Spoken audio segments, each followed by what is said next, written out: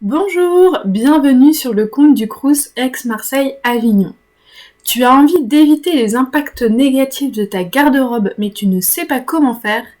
Alors regarde cette vidéo effectuée dans le cadre de la semaine Agir ensemble. Aujourd'hui, je vais te présenter les principales conséquences de la surconsommation vestimentaire, les méthodes alternatives durables et économiques pour t'habiller responsable et surtout les moyens pour donner une seconde vie à tes vêtements. Avant de commencer, sache que je suis en direct dans les commentaires, donc n'hésite pas si tu as des questions ou des remarques, je me ferai un plaisir d'y répondre. Sache aussi qu'il y a une vidéo chaque jour cette semaine sur le thème de la réduction de notre consommation au quotidien. Voici le planning et si ça t'intéresse, n'hésite pas à t'abonner à la chaîne. Et bonus, pour t'accompagner au mieux dans cette démarche, le Crous te propose de gagner chaque jour 5 gourdes. Le principe du jeu est toujours le même. Je te poserai une question à la fin de cette vidéo et les 5 premiers ou premières qui écriront la bonne réponse dans les commentaires gagneront une gourde. Alors bonne chance! À la fin de cette vidéo, tu seras capable de reconnaître les principales conséquences de la surconsommation vestimentaire. Mais surtout, tu seras capable de choisir des alternatives durables et économiques pour t'habiller responsable et aussi pour donner une seconde vie à tes vêtements. On va commencer par les principales conséquences de la surconsommation vestimentaire. On va commencer par le poids économique de la fast fashion. Mais déjà, qu'est-ce que la fast fashion ? On va le voir tout de suite. En fait, 100 milliards de vêtements sont vendus chaque année dans le monde. Oui, 100 milliards. Leur production a même doublé entre 2000 et 2014. En fait, nous achetons 2 fois plus de vêtements qu'il y a 15 ans, mais nous les conservons beaucoup moins longtemps. Pour avoir un ordre d'idée, le chiffre d'affaires généré par l'industrie du textile et des vêtements est de 60 milliards d'euros en France. C'est un secteur qui fonctionne très bien. Il permet même l'emploi de 294 000 personnes en France. Le problème, c'est que beaucoup d'entre nous ne portent les vêtements que très peu de fois, en moyenne une dizaine de fois avant de s'en débarrasser. À vrai dire, cet allègement de nos armoires d'habits encore portables représenterait une perte de 460 milliards de dollars par an. Et oui, c'est bien pour cette raison que certains donnent le nom de fast fashion à la mode. Et oui, car l'on n'utilise que très peu les vêtements et on continue d'en acheter de nouveaux. Pour vous rendre compte du gâchis, on se débarrasse chaque année de 4 millions de tonnes de textiles en Europe.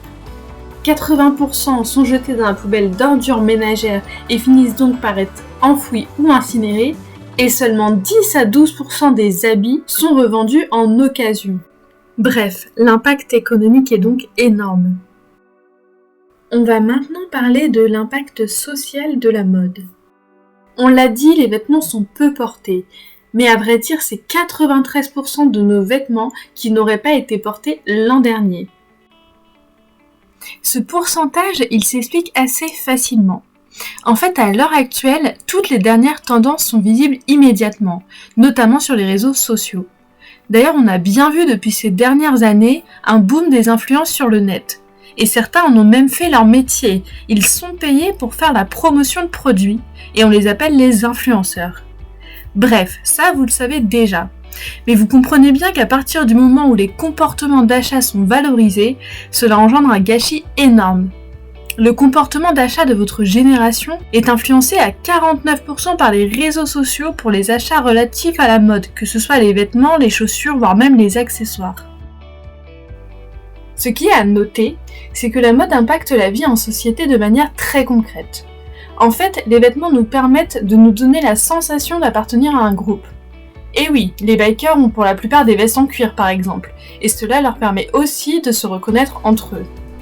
Mais justement, comme le vêtement peut être considéré comme un accessoire de personnalité, il peut aussi engendrer des difficultés d'intégration.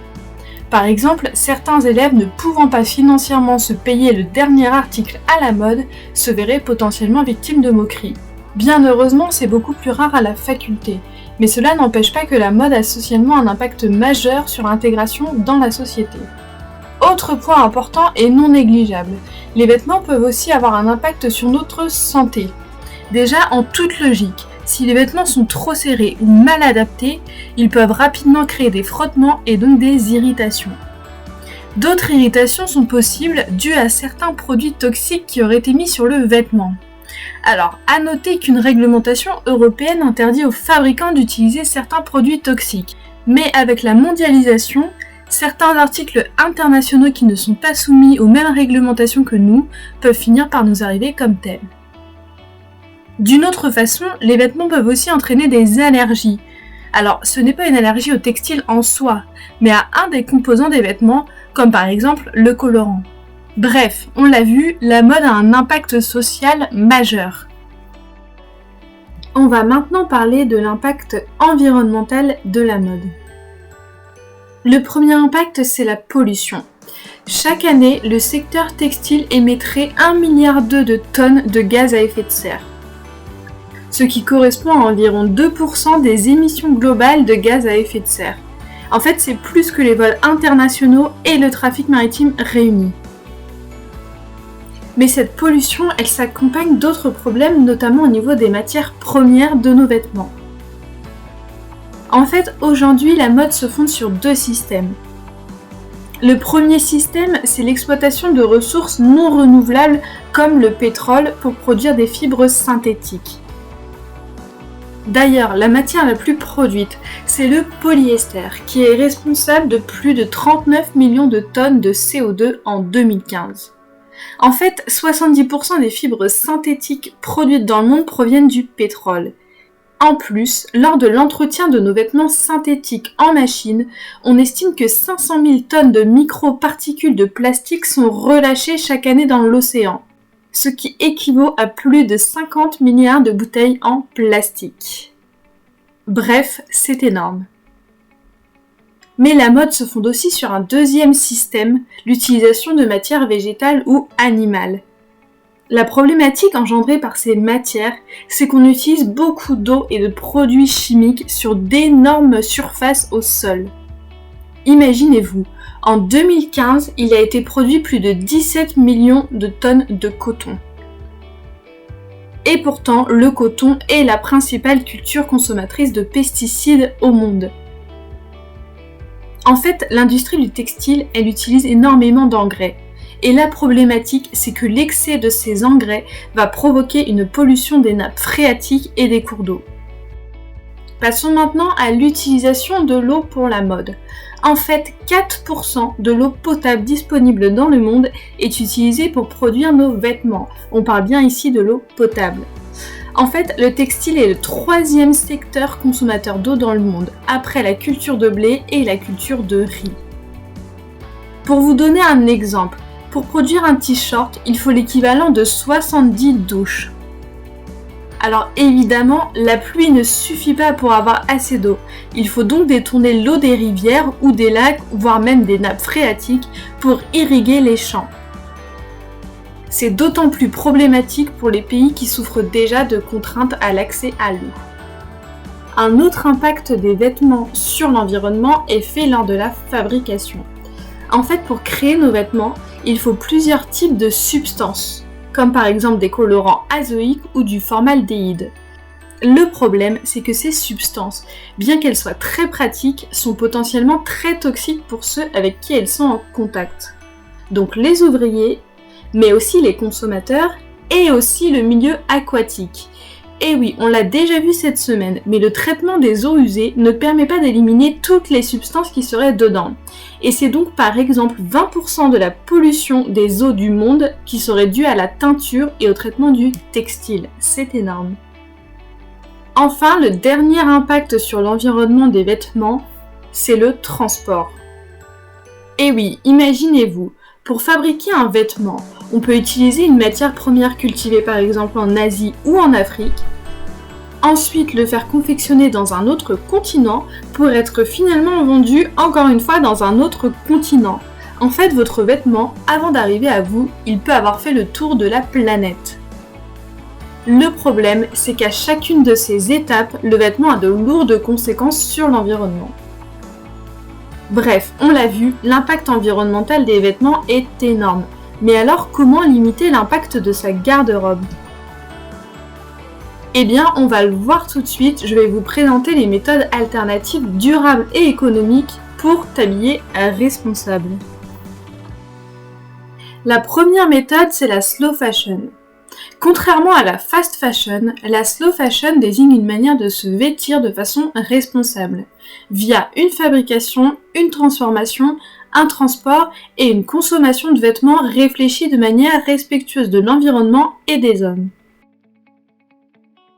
Mais comment vérifier que ces vêtements soient faits de manière responsable ? En fait, les éléments à vérifier sont les composants, les matières, les conditions humaines et l'engagement des marques. Alors évidemment, vérifier tout cela vous prendrait beaucoup trop de temps. Donc voici les labels qui peuvent vous aider.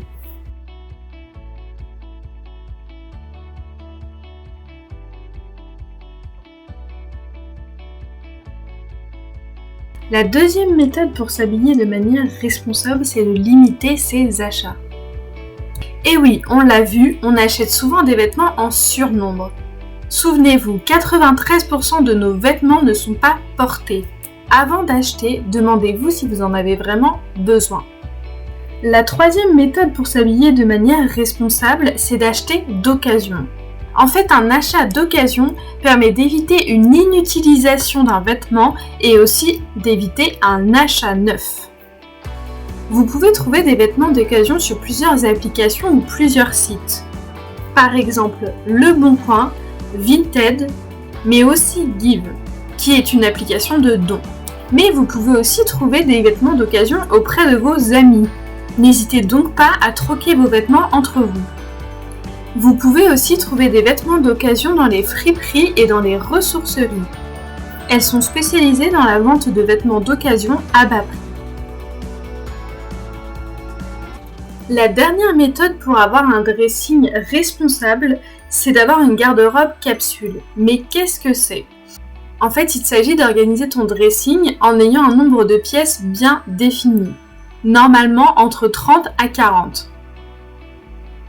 L'objectif, c'est que tous tes vêtements puissent aller ensemble. La première étape pour avoir une garde-robe capsule est déjà de regarder les vêtements que vous avez chez vous. L'idéal, c'est de trouver des vêtements qui puissent s'associer facilement ensemble. En fait, l'objectif d'une garde-robe capsule, c'est d'avoir peu de vêtements, mais qu'ils aillent tous ensemble. Cela permet d'éviter de laisser des vêtements au placard, et en plus, cela vous fait gagner du temps, parce que vous êtes sûr que tous vos vêtements vont ensemble. Bref, la garde-robe capsule, c'est vraiment une alternative très intéressante pour avoir une garde-robe responsable. En plus, cela vous permet aussi de faire attention à la qualité de vos pièces. En effet, dès qu'une pièce sera en fin de vie, vous aurez le temps de chercher la meilleure alternative à cette pièce.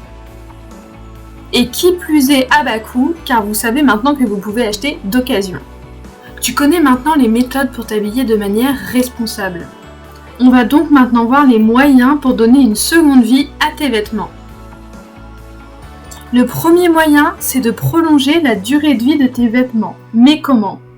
D'abord en raccommodant tes vêtements. Et oui, c'est tout simple, mais réparer tes vêtements te permet de les conserver plus longtemps.